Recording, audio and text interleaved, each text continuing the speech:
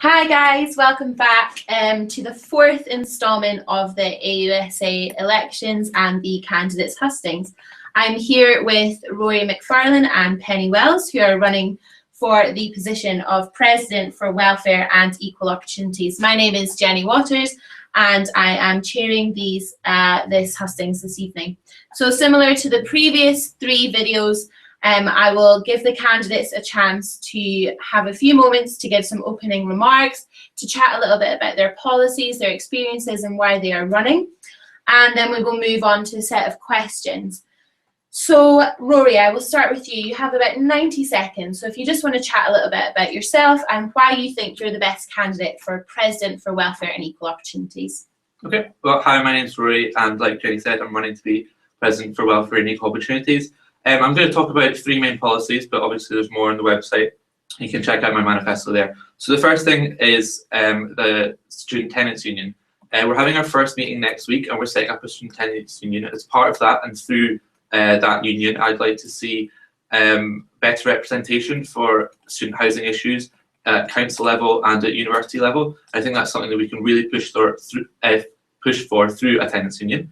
Second main point would be about staff equality and diversity training. So last year, staff equality and diversity training was made mandatory, but that's just not good enough. We need to actually be decent training, because there's still so many instances that we hear every day of staff stigmatizing students. So I think that that training should have student input in it.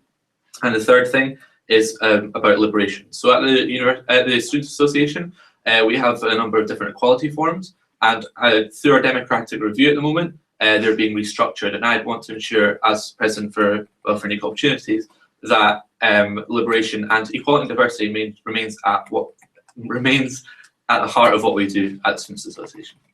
Perfect, thank you. And the same to you, Penny. Okay, hi, my name's Penny. I'm probably the older student in the village today. I finished my sociology degree here at the university, and I've had 2 years as a postgraduate student. I've been researching, I've been doing performative feminism. So for my research, I've adopted a feminist stance. But over my 6 years at the university, I've mixed immensely with students from all different walks of life. So where are we going with this?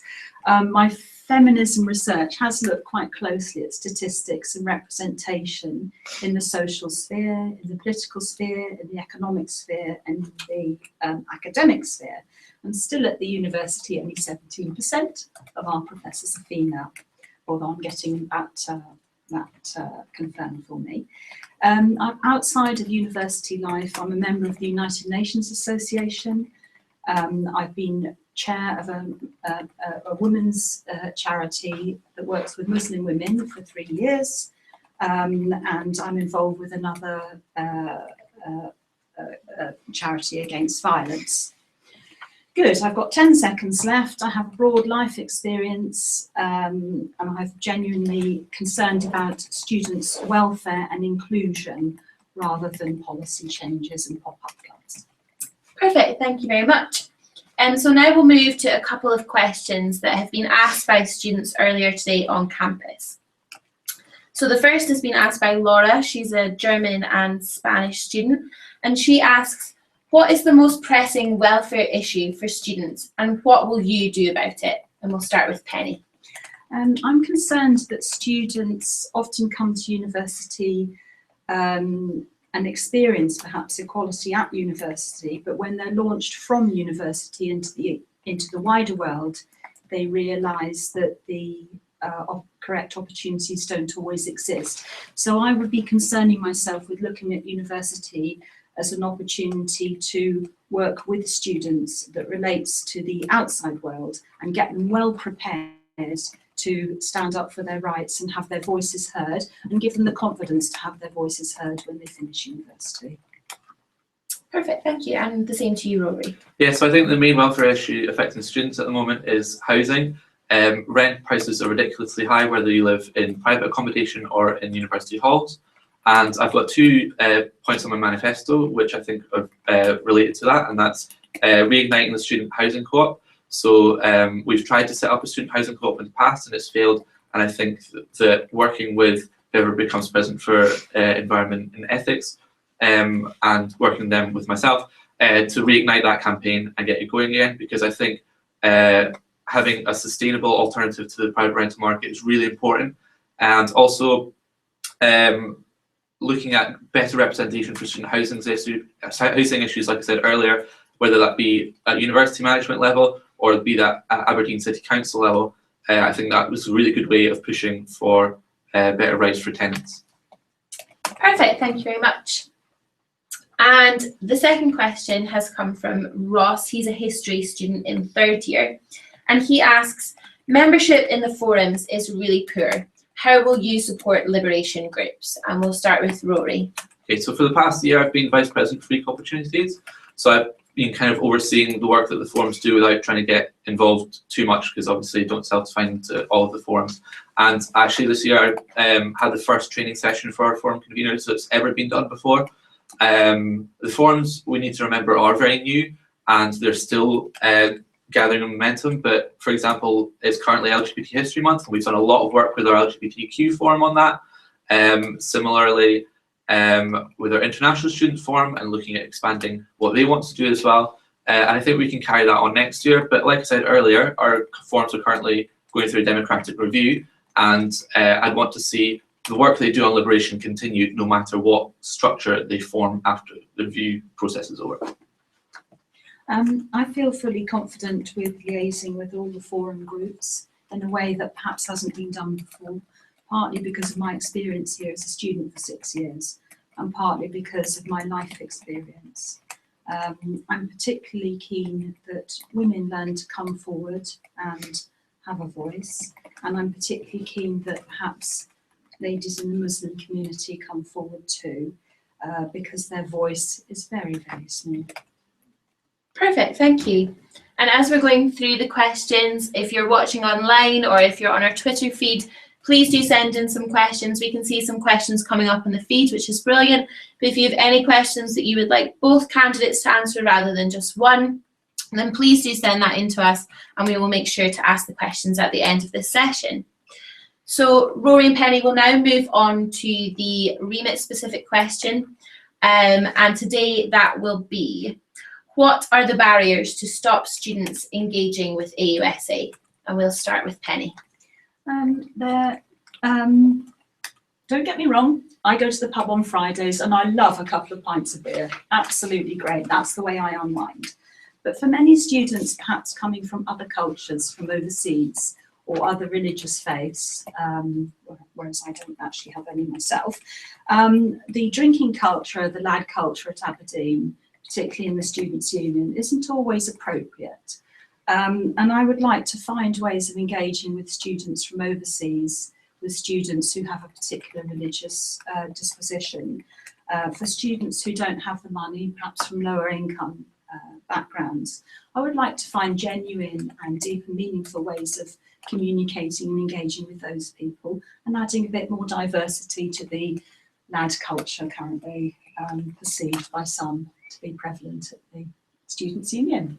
Perfect, thank you, Penny. And okay. Rory, same question to you. Yeah, well, I think Penny's touched upon a really important point there, which is a lot of the events that AUSA run or support or whatever do involve drinking, and that's part of our drinking culture. And I think we should be looking at more events which aren't necessarily based around drinking. As well as that, I think some other barriers are sometimes the university isn't always good at communicating what AUSA are doing. And also we're not good at communicating as an organisation of what we're doing, so shouting about our wins better. Also, a massive barrier is students who study at Forest Hill because they're off campus, they don't see what's going on at King's, and also a lot of the time they have a much heavier workload. Perfect, thank you. And now we'll move on to the prepped question. So both of you have obviously had a little bit of time to prepare for this question. So Rory, I'll start with you. What do you see as being the biggest challenges in this role? Okay, so I see three main challenges in this role next year.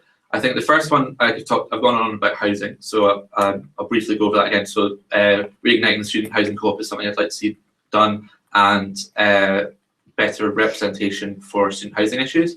Second point, I think that's going to be a major issue next year is the general election. We don't actually know the outcome of the general election yet, and that could have a massive impact on students. And it's our responsibility as a Students' Association to be fighting and shouting for students when government shut them out.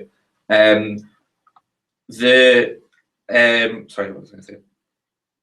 Sorry, one of the biggest challenges we do know about, however, is moving to a temporary building, and that's going to have a massive impact on our Students' Association. I'd want to ensure that students know where we are, they know how to contact us, and they know that we are actually moving to a temporary building, and then our plans for the new building as well. But unfortunately, some of the biggest challenges that we will face next year we don't know about yet, and it's about planning in ahead, like the accommodation crisis that we had at the start of the year, and ensuring that stuff like that never happens again.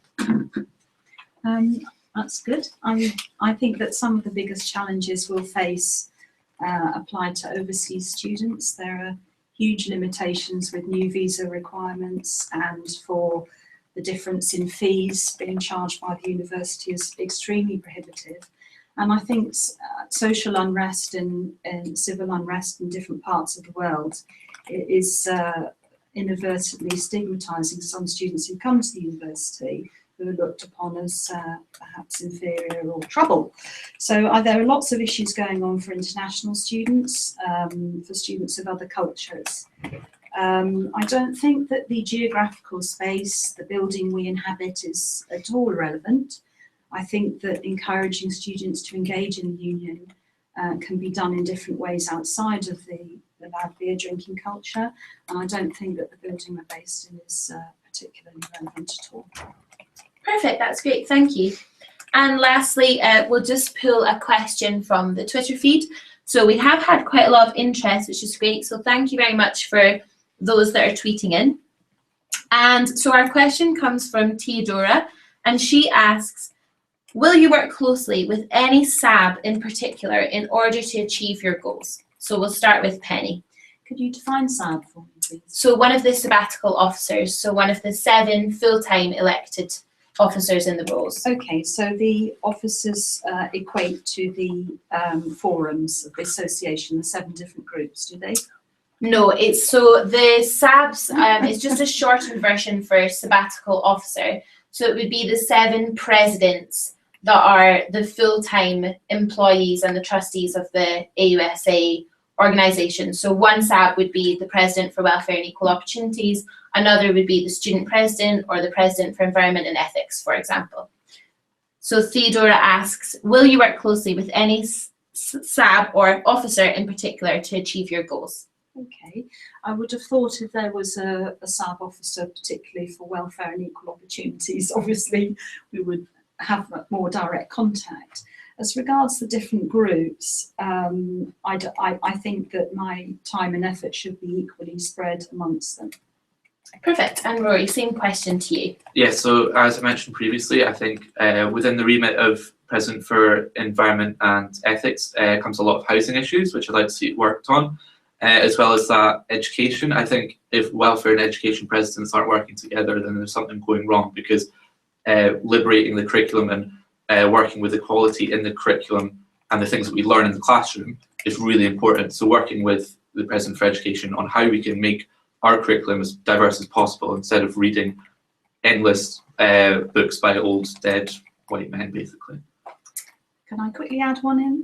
I think unfortunately I'd have to keep it fair, right. Unless Penny, you would like to make a comment, and then Rory, you would like to add another comment. No, we'll just leave it then. Okay. But what I'll do is I'll now give both candidates the chance to make some closing remarks and to give the reasons why students should be voting for you specifically as the President for Equal Opportunities. So Rory, I'll start with you.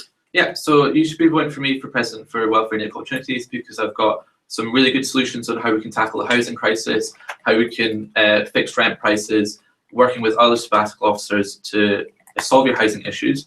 As well as that, I take equality and diversity very seriously. I'd look at training our staff a lot better and actually having student input when our staff are trained in inequality and diversity. As well as that, I'm aware of the challenges that are facing the Students' Association, why we're not engaging students, and I think we can be doing so much more to engage students, whether that be holding SAB surgeries, making us more available, things like that. And as well as that, I'm aware of the challenges that are coming up with the temporary building, which we're moving to soon, and then the new building whenever that comes. Perfect. Good. And Penny. And I'm particularly, I would love you to vote for me. I'm particularly concerned with welfare and inclusion of the individual as part of their university experience. I'm not really concerned too much with peripherals, too much with accommodation, or for equal treatment in nightclubs when people are out having an evening out. But I am concerned with the individual. I'm very concerned about the intake at university being roughly 50-50 gender-wise. But by the time we get to the end of the academic journey, say at university at professor level, the proportions for women are down to 20%. And I'm very concerned that's also reflected in the economic and the political and the social spheres. So I want people to come to university in equal proportions and go forth into the wider world and still maintain their positions in equal proportions. And that's really my aim and objective. Perfect, that's great. Thank you both so much for answering Thank some you. questions today.